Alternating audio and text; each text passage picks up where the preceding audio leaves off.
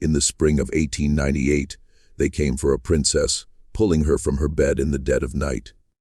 She was not elderly. She was not ill. At 40 years old, she was in full possession of her faculties. And she happened to be the daughter of Europe's richest monarch. They transported her to an asylum for the insane, and the door was locked behind her. Her father, the king, who could have released her with nothing more than a single command, did not send aid. He sent orders guard her more closely. This is the account of a woman who was bestowed with every luxury money could procure, except the one thing she truly craved, the autonomy to live her own life. They branded her mad. The reality was far more expedient than that. She was Louise of Belgium, and they nearly succeeded in erasing her completely. In the winter of 1921, within a modest rented flat in Paris, an elderly woman sat down to pen the chronicle of her existence. She possessed no remaining fortune. She had no family willing to welcome her through their doors. What she did possess was a sheaf of paper, a dwindling income, and a grievance as vast as an empire. Her name was Louise of Belgium, and she had been born into greater wealth than almost any woman of her era. Her father was King Leopold II, the second monarch of the Belgians, and by most accounts, the wealthiest king in Europe. He commanded a private fortune so immense that governments struggled to account for it. His eldest daughter matured within the palaces of Laeken and Brussels, encircled by attendants, jewels, and the quiet assurance that she belonged to one of the continent's most formidable dynasties. And yet, if you had sought that daughter in her final years, you would not have found her in a palace. You would have found her shifting between shabby lodgings, perpetually evading the creditors at her heels.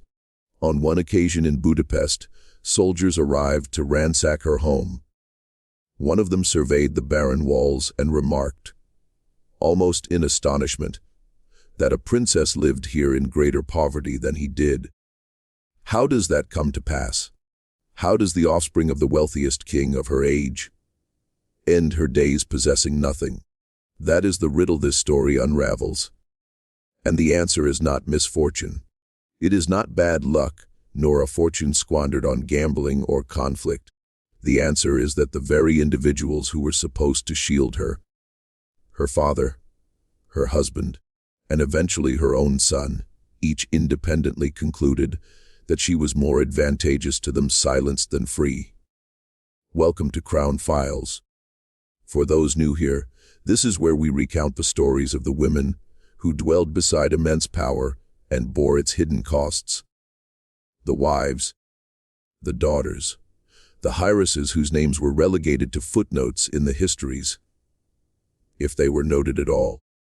Today's narrative is among the strangest, because Louise was not exiled by warfare. She was not deposed by rebellion. She was taken from her bed in the spring of 1898 and incarcerated in a lunatic asylum. She was not insane. Doctors would later affirm as much. But she had rebelled against a marriage orchestrated for political expediency. She had fallen for the wrong man, and she stood between her father and a substantial fortune.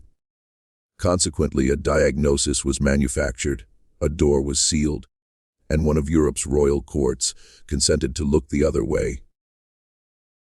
What follows is the chronicle of how a curious, headstrong girl became that woman in the asylum, and what it ultimately cost her to desire a life of her own. It is a tale of an arranged marriage that fractured on its very first night, of a love affair that all of Europe condemned, and of a father who, when his daughter was confined, dispatched not assistance, but commands to tighten her surveillance. To comprehend how any of this was conceivable, we must return to the beginning. To a nursery in Brussels, to a little girl who asked too many questions, and to the singular loss that would cast a shadow over the remainder of her existence. Chapter 1. The King's Daughter. The children of King Leopold II were raised in surroundings that might have surprised you. not for their opulence, but for their austerity. Hard beds, cold morning baths, and strictly rationed, formal intervals with their parents, meted out like medicine. This was the English fashion of the day, and the king approved. He believed that a royal childhood ought to be a discipline, not an indulgence. Into that cool, correct world, on the 18th of February 1858, Louise was born. She was the firstborn, yet from the very outset, there was a flaw in her arrival that no amount of discipline could rectify. She was a girl. In those years, Belgium adhered to a simple, unyielding rule of succession. A woman could not inherit the throne. What the king required, what the fledgling dynasty required, was a son. Louise was received, adorned, and exhibited. But she was not the answer to the question her father was asking. A year later, that answer emerged. A boy was born, another Leopold, and the palace exhaled in relief. Louise developed into a bright, quick-witted child, impossible to satisfy with a simple reply. She posed so many questions that the household bestowed upon her a nickname, Madame Pourquoi, Madame Why. You can easily envision the kind of child who earns such a moniker. The one hovering at the edge of adult conversation.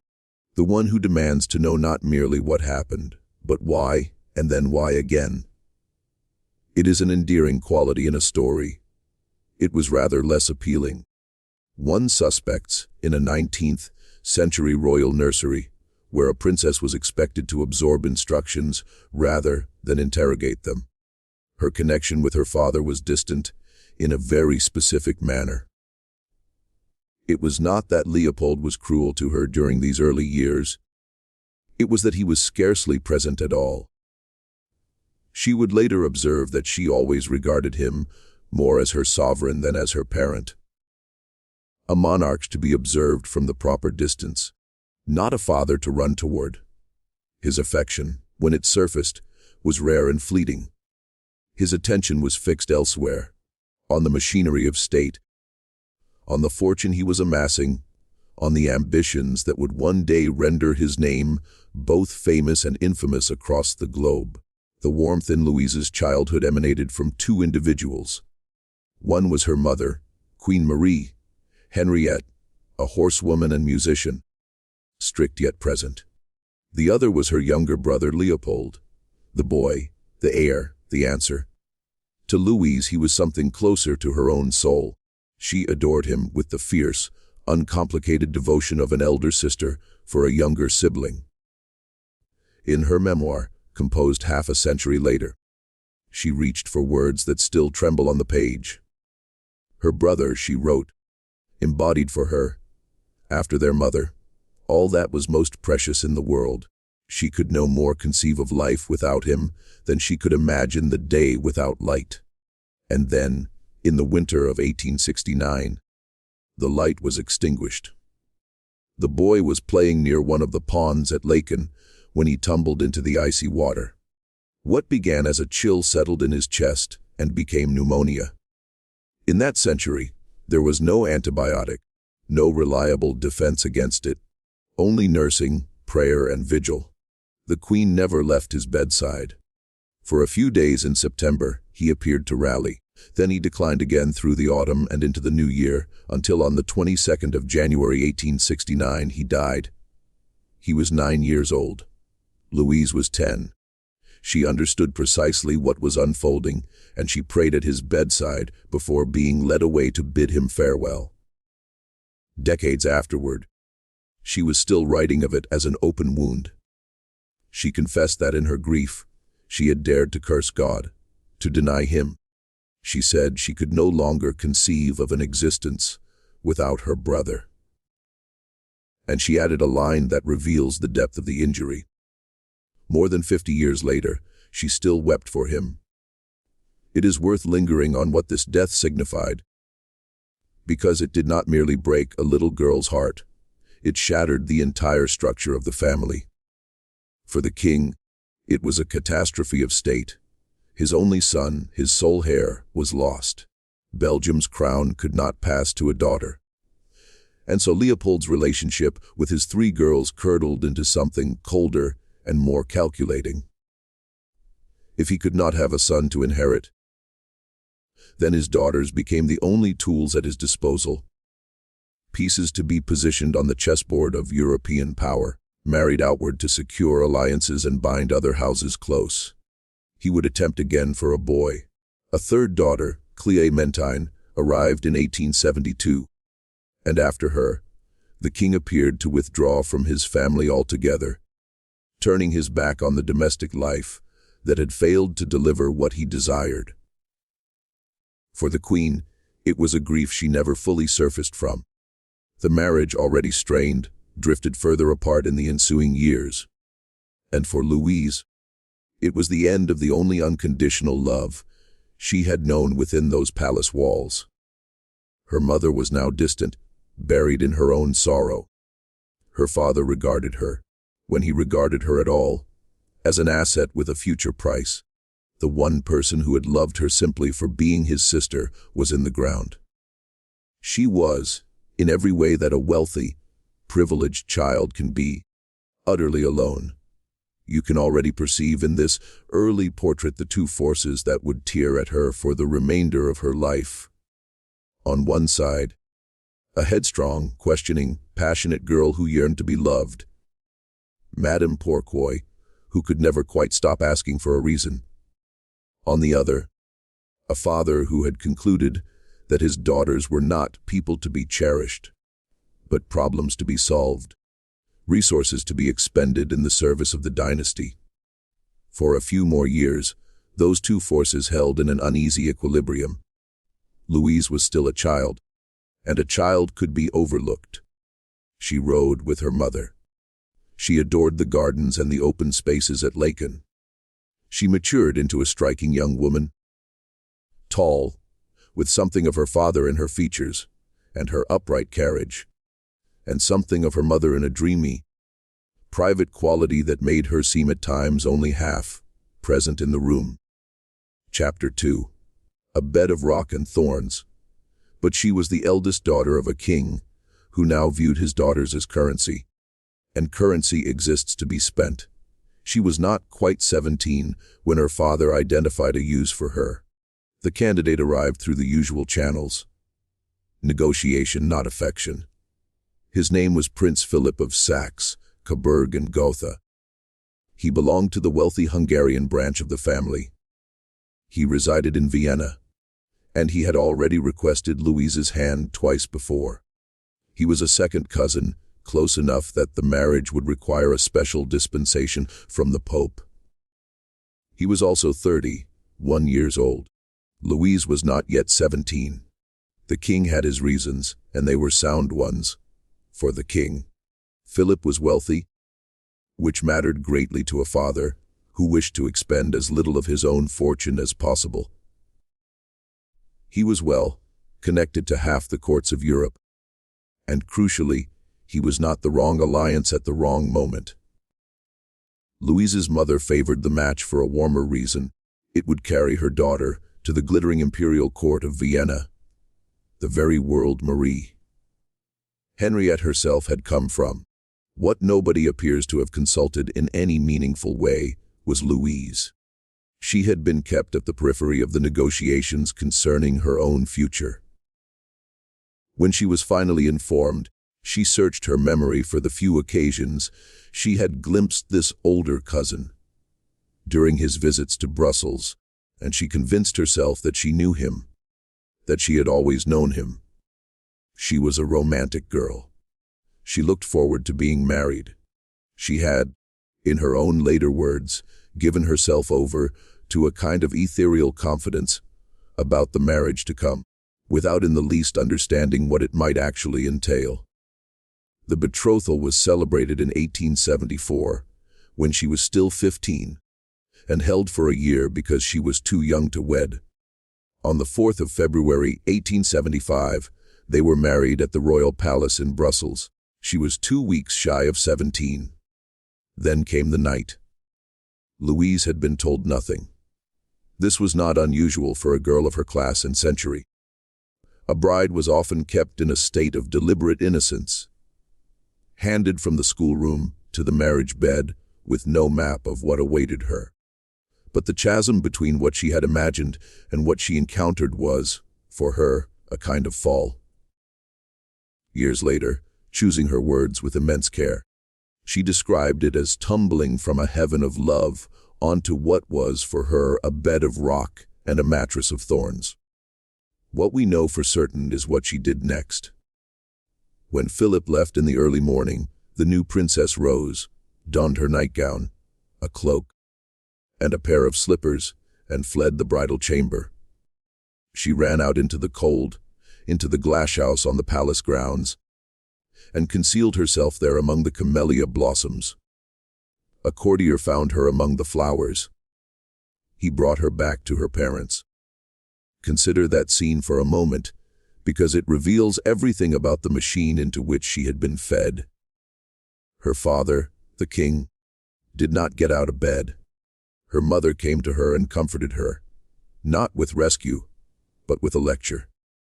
Louise remembered being told, through her tears, that next time she must be less uncooperative, that this was her duty. In her own harsher account, she listened while her mother scolded her, and did not dare to protest that all of this was completely different from what she had once been promised. There was no subsequent act in which the family reconsidered. Within days, the machinery of departure was already in motion, and here is a detail worth holding on to, because it is small and it speaks volumes. When Louise left Belgium for her new life, she was not permitted to bring a single one of her own maids. She departed the only home she had ever known. Young, frightened, and entirely alone, beside a man she barely knew, bound for a city where she knew no one. The marriage that followed was not, on paper, a violent one, but it was corrosive from the outset. In the early weeks, by her account, Philip pressed her to drink more than she was accustomed to, and made coarse jokes at her expense. He was a man of appetites, who saw no reason to abandon them for a wife, and he continued his own pleasures much as he had before the wedding. He was, in the plainest terms, unfaithful, and not especially interested in pretending otherwise. 2 children arrived as expected, a son, Leopold Clement, in 1878, and a daughter, Dorothée, in 1881. There is a small revealing detail even here. When Dorothée was born, Louise did not want Philip present, and concealed the pains of her labor for as long as she could. When the midwife was finally summoned, she arrived too late. So did the husband. This was the marriage. A teenage bride who had fled her own wedding bed. A husband who barely noticed she had gone. 2 children born into a household that had never for a single day been a home, and around them all the while revolved the most dazzling court in Europe. Vienna, the Hofburg, the imperial circle of Emperor Franz Joseph and his famous, beautiful, unhappy empress, Elizabeth, the woman the world called Sissy. Louise was brought into that world as a young Coburg princess, and she looked at the emperor at its center, the most powerful man she had ever met, and formed a private judgment of him that she would keep to herself for decades. When she finally wrote it down, it was merciless. At his birth, she declared, nature had deprived him of a heart. She did not yet know how much that verdict would come to matter. She did not yet know that this same emperor, this heartless man at the pinnacle of everything, would one day sign his name to the order that took her freedom away. For now, she was simply a young woman in a marriage she had never chosen, in a court that ran on appetite and appearance, learning slowly, and then all at once, that no one was going to save her. So she decided to save herself, and in the spring of a year not far off, walking in the great park at the heart of Vienna, she was going to meet the man who would help her try. Chapter 3. The officer in the Prater. There is a great park at the heart of Vienna called the Prater. long avenues of chestnut trees where the fashionable world went to see and be seen on horseback, and in carriages in the soft light of a spring afternoon. It was there, in May of 1895, that Louise's life split cleanly into a before and an after. She was 37. Her marriage had long since hollowed into an arrangement she endured rather than lived. By this point, she had taken lovers of her own. And here we should be honest about the woman at the center of this story, because Crown Files does not deal in saints. Louise was not a wronged innocent waiting quietly for rescue. She was proud, restless, extravagant, and she had learned to take her pleasures in a court that granted her husband every freedom and shamed her for wanting the same. The double standard was absolute. Philippe's affairs were expected. Hers were scandals. But what happened in the Prater was not another scandal. It was the thing her whole starved life had been reaching toward. His name was Count Jerzy Matacic. He was a lieutenant in a Croatian regiment of the Austrian army, and he was some 9 years younger than she was. His title sat a little uneasily upon him.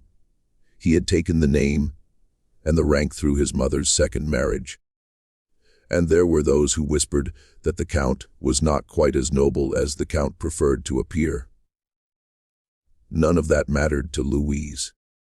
What mattered was that from the moment she saw him, she was lost.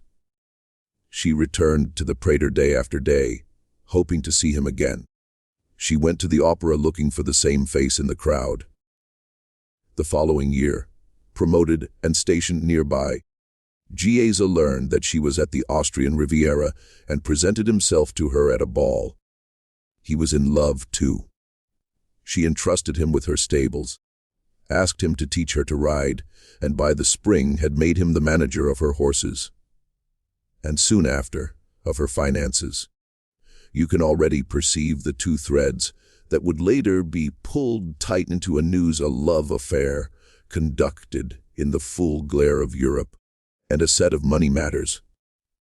Debts, credit, the management of a princess's tangled finances, placed in the hands of the man she loved.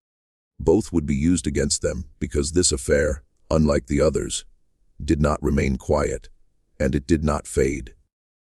Louise made no secret of it.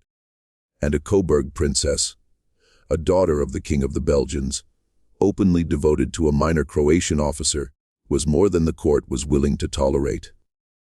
Word traveled. Her mother, Queen Marie, Henriette, received report after report from her Habsburg relations about her daughter's conduct and grew frantic. Vienna's newspapers reached for their most lurid comparisons, measuring Louise against the notorious women of history. And at the summit, the emperor himself, Franz Joseph, the man she had privately judged to have no heart, summoned her to answer for herself. In January of 1897, Louise made the choice that would define the remainder of her life. She left her husband. Not quietly, not with a discreet separation, but completely. She walked out of the marriage, took her teenage daughter Dorothée with her, and set off across Europe with Jerzy, Paris, Cannes, the south of France, and beyond. They lived well and they lived openly, and everywhere they went, they left behind a trail of unpaid bills and scandalized talk. The family began to close its ranks against her, one member at a time.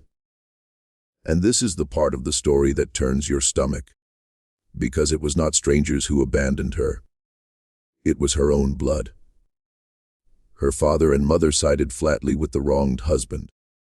Her sister Stéphanie, herself no stranger to a tragic marriage, could not forgive Louise for dragging the family name through the mud and turned away. Her daughter, Dorothée, frightened and counseled by the fiancé she would soon marry, left her mother and went home. And her son, Leopold Clement, came to blame her bitterly for what her scandals were doing to his prospects, to his inheritance. And he chose his father. One by one, the doors were closing, and Louise, who had fled a marriage in search of a life of her own, was discovering that a woman who defies a king does not merely lose an argument. She loses everyone. The husband she had scorned was not finished with her.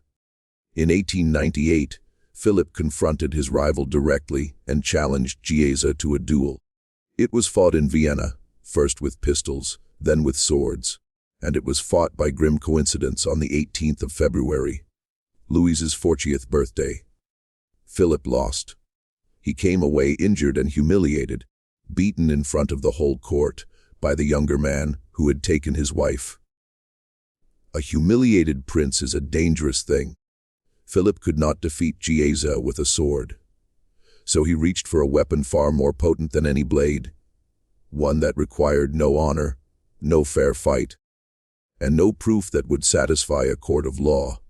He would simply have the world declare that his wife had lost her mind. And there were debts now, and a whisper of forgery attached to them, and a family that wanted her silenced, and an emperor with no heart who could make it all legal with a signature. Everything Philip needed was falling into place. Louise did not yet know it, but the door that was about to close on her would not be a marriage she could flee, or a family that merely turned its back. It would be a locked one with a guard outside it. Chapter 4. Mad by reason of state, in the spring of 1898, they came for her, and they took her from her bed. There was no trial that a modern person would recognize as such. There was a diagnosis, arranged and delivered by men who served the interests of her husband and her family. And on the strength of it, Louise of Belgium, daughter of a king, mother of two, 40 years old and entirely sane, was carried to an asylum for the insane at Dublin, outside Vienna, and placed in a cell. Sit with the word for a moment. A cell, not a private villa, not a discreet retreat where a difficult woman might be quietly kept. A cell in a madhouse for a princess whose only illness was that she had become inconvenient. The charge that made it all possible was money. There were debts, enormous ones, run up across years of extravagant living, and attached to them now was an accusation of forgery. Gieza, it was claimed, had forged signatures on promissory notes, including the name of Louise's own sister, Stefanie, against jewels reportedly worth a fortune. Whether the full truth of that was ever established mattered less than what it enabled. Gieza was arrested, stripped of his rank, and thrown into a military prison. And Louise was given a choice that was not a choice at all: return to the husband she had fled, or be committed. She chose the asylum. It tells you everything about the marriage that she considered the madhouse the better of the two. Now, was she mad? This is the question the whole story turns on, and Crown Files will not answer it for you, because the honest answer is that the people at the time did not agree, and the record they left is deliberately incomplete. Her family insisted she was unwell, unstable, hysterical, a danger to herself and to the family name. Her mother had once cried out that Louise was a monster who belonged in a madhouse. And now the family had made those words literal.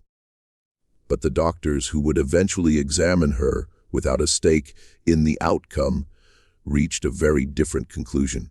A later independent evaluation found no need for her confinement at all, and a modern neuropsychiatrist who went back through the surviving documents concluded that her extravagance and her defiance did not, from anything in the record, amount to a mental illness that could justify locking her away. What justified it, he found, was the family's fury over her love affair and a murky business of unpaid debts.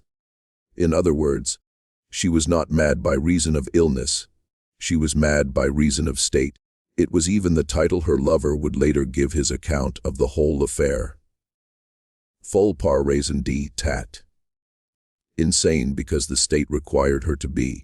What we can say without any hedging is how she was treated once the door had closed. She was watched, moved from institution to institution as politics demanded. when the Austrian press began printing articles sympathetic to her, when public opinion started dangerously to feel sorry for the imprisoned princess, she was quietly transferred out of the empire altogether to a sanatorium in Saxony, where she was harder to reach and harder to rally around. She was given at times a villa on the grounds and a lady in waiting, the gilded trappings of her rank. But the trappings changed nothing. It was still a cage. She herself called one of these places a gilded cage and a tomb. And here is the detail that, more than any other, tells you what kind of father Leopold II was. When his daughter was locked in the asylum, the King of the Belgians, the richest monarch in Europe, a man who could have secured her release with a word, did involve himself, but not to free her. He sent an instruction to the director of the institution. His daughter, he directed, was to be strictly guarded. That is the whole of his fatherhood in a single sentence. Not let her go, not bring her home. Guard her closely. She wrote later about what those years did to her, and her words carry the weight of someone describing a wound, rather than an argument. The loss of honor, she said, is as terrible as the loss of reason. She meant it precisely. They had not only taken her freedom, they had taken her good name, branded her mad before the whole of Europe, and left her to wonder whether the endless watching might in time make the lie come true. If she did not lose her mind in that place, she said, it was only because she was not meant to. But she still trembled to think of it. No one came. Not her mother. Not her daughter Dorothée, who stayed away. Not her father, who sent only his instructions. The one relative who showed her any tenderness at all was an aunt, the Countess of Flanders, who eventually even coaxed the estranged Dorothée into a single visit. Beyond that, silence. The daughter of the wealthiest king of the age sat in a guarded villa in a foreign country, and the world she had been born into simply let her sit there. Chapter 5. The Escape. And then, one gray afternoon, on a supervised carriage ride through the countryside, a boy ran up alongside and tossed a folded scrap of paper into her lap. She did not cry out. She did not show it to the attendants beside her. She closed her hand around it and waited until she was alone, and then she unfolded it. On it was written a single word: hope. 4 years after they had taken everything from him, his rank, his freedom, his name, the man they had thrown in prison to break them apart had found her, and he was coming. It happened on the last night of August 1904. Louise had been permitted to travel to Bad Stieber, a spa town in Saxony, to take the waters. Still watched, still shadowed, but a fraction less closely than behind the walls of a sanatorium. Giesa had spent months preparing for exactly this moment. Word had been passing to her in fragments, carried by a waiter in her hotel, then by others willing to take the risk. First the note that said hope. Then at last a second message, brief as a heartbeat: it will be tomorrow. That night she did not sleep. She sat up in the dark with her small dog Kiki beside her, and a few belongings packed as quietly as she could manage, so as not to give herself away. She waited for a signal in a silence so complete, she must have been able to hear her own pulse. Then a night watchman, one of the men meant to keep her, came softly to her door. He was part of the plan. He led her down through the sleeping house to the ground floor, and there in the darkness, Giesa was waiting. Nothing between them now but a few feet of shadow, and everything they had already lost. They slipped out to a waiting carriage and drove away through the night toward the border, toward France, toward the first free air she had breathed in 6 years. Think about who was in that carriage. Not her father, the richest king in Europe, who had sent instructions instead of help. Not her mother, who had scolded her on her wedding night and abandoned her at the asylum gate. Not her daughter, who had gone home, not her son, who had chosen the other side. Every person who shared her blood had, at the decisive moment, closed the door and walked away. The man in the carriage was the one they had all told her she was forbidden to love. A minor officer of uncertain title, 9 years younger than she was, who had been stripped of his rank, branded a forger, and locked in a military prison for 4 years, and who had come out the other side with a single purpose: to get her back. He had lost everything he owned in the world, and the only thing he had used it to buy was her freedom.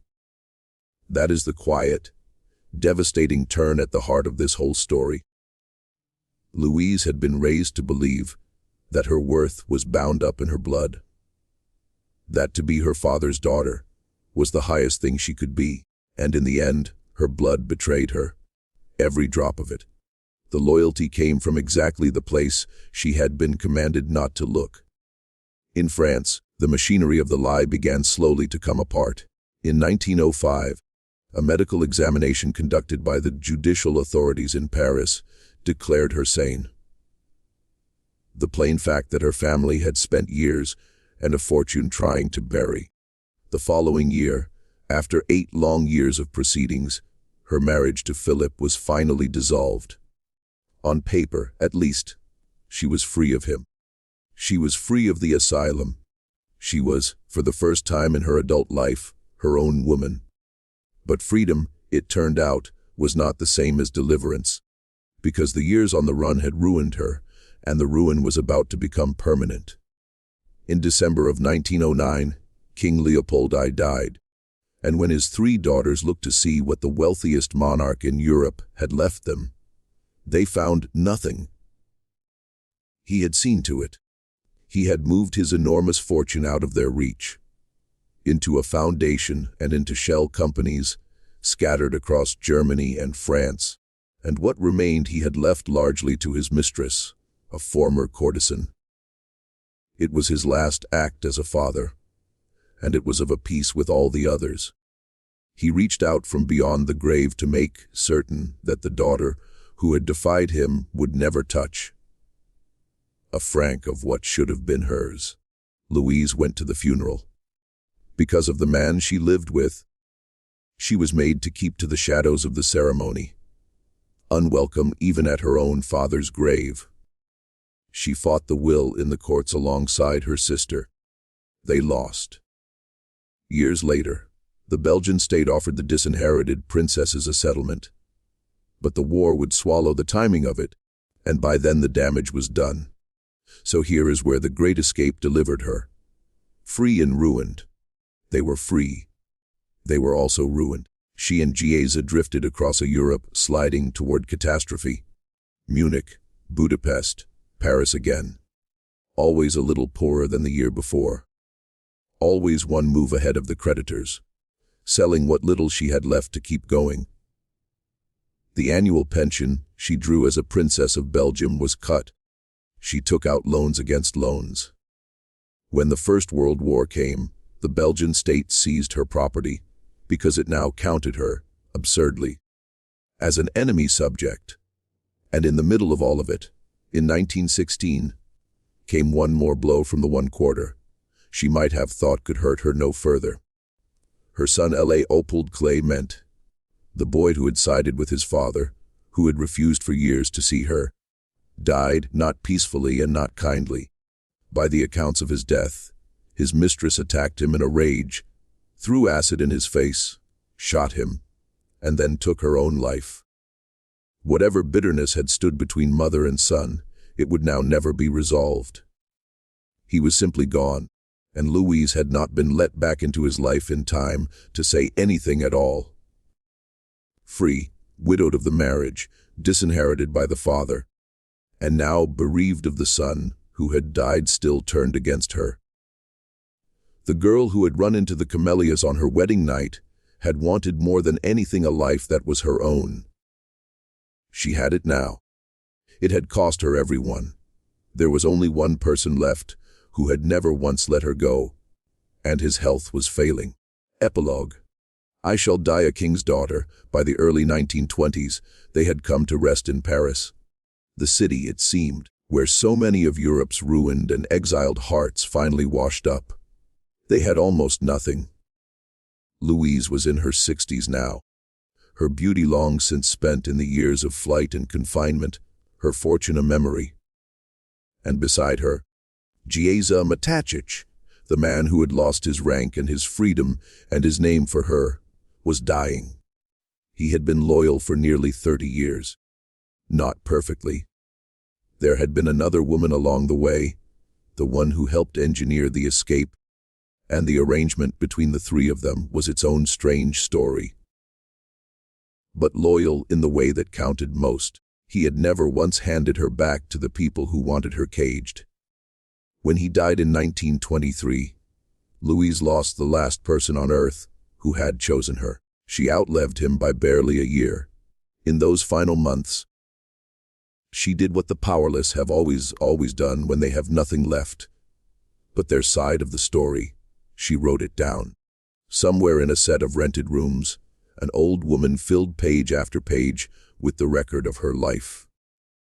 The courts she had lived in, the throne she had watched fall, the husband and the father, and the empire that had tried to erase her. She meant it as a vindication, a last argument thrown in the face of everyone who had called her mad and left her to rot. And then she did something so strange that historians still turn it over, looking for meaning in it. She dedicated the book to her father. Not with irony, not with a knife hidden in the words. She dedicated it, this account of her ruin, to the great man, the great king who was my father, the man who had married her off at 16 for reasons of state, who had sent instructions to keep her caged instead of setting her free, who had reached beyond his own grave to make sure she died with nothing. She gave her life's testimony to him as a gift. What do you do with that? Perhaps it was the deepest wound of all laid bare. A daughter who, after everything, still wanted the love of the one man who had never given it, still reaching for the father, even as she catalogued his cruelty. Perhaps she believed that greatness and monstrousness could live in the same man, and that both were true at once. Or perhaps she had simply understood something about herself that she could never escape. That whatever they did to her, whatever they took, there was one thing that had defined her from her first breath and would define her to her last. She had said it. They tell us, more than once across her life, I was born a king's daughter. I shall die a king's daughter. And she did. On the 1st of March 1924, in the German spey town of Bad Nauheim, Louise died. Poor, largely alone, her surviving daughter estranged. Her name still shadowed by the lie that had been told about her. The eldest child of the richest king in Europe was buried far from the palaces she had been born into. Here, then, is the whole of it in the space of a single life, a girl who was given everything a fortune could buy and denied the only two things she ever truly wanted: to choose her own life and to be loved by her own family. A woman who could have purchased almost anything on the continent and could not purchase the one thing that was hers by right: her freedom. When they could not control her, they called her insane. When she escaped, they let her starve. And when she died, the world was content to remember her, if at all, as the mad princess, which is exactly what they had needed her to be. There is a wide, elegant boulevard in Brussels that still carries her name, the Avenue Louise. Thousands of people walk it every day without the faintest idea who she was. A woman erased so thoroughly that her own street outlived her story. She was not mad.